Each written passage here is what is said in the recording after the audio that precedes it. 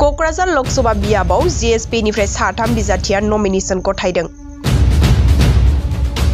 क'क्राझारनि गागि MP आरो GSP दोलोनि आफादगिरि नबकुमार सरनियाखौ लानानै क'क्राझार लकसभा बियाबाव GSP निफ्राय साथाम बिजाथिया नमिनेशन गथायदों।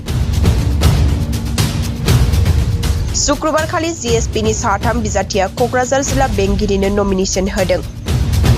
क'क्राझार लकसभा बियाबाव नबकुमार सरनियाजों लोगोसे नमिनेशन होनाय GSP नि गुबुन सानै बिजाथिया जादों बावैसो सान सिगां बिटिआरनि EM मासिनिफ्राय बोख्लायजानाय खनसायम दास आरो गुबुन सासेया बिनिता डेका होननानै मिथिनो हादों।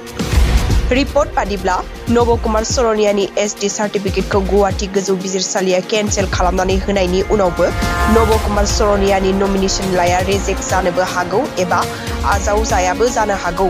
बेखौ नोजोर होनानै GSP दोलोनिफ्राय सरनियाजों लोगोसे गुबुन सानै बिजाथियाबो नमिनेशन होनाय जादों।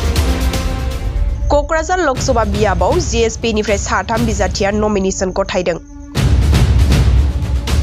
क'क्राझारनि गागि MP आरो GSP दोलोनि आफादगिरि नबकुमार सरनियाखौ लानानै क'क्राझार लकसभा बियाबाव GSP निफ्राय साथाम बिजाथिया नमिनेशन गथायदों। शुक्रबारखालि GSP नि साथाम बिजाथिया क'क्राझार जिल्ला बेंगिरिनो नमिनेशन होदों। क'क्राझार लकसभा बियाबाव नबकुमार सरनियाजों लोगोसे नमिनेशन होनाय GSP नि गुबुन सानै बिजाथिया जादों बावैसो सान सिगां बिटिआरनि EM मासिनिफ्राय बोख्लायजानाय खनसायम दास आरो गुबुन सासेया बिनिता डेका होननानै मिथिनो हादों।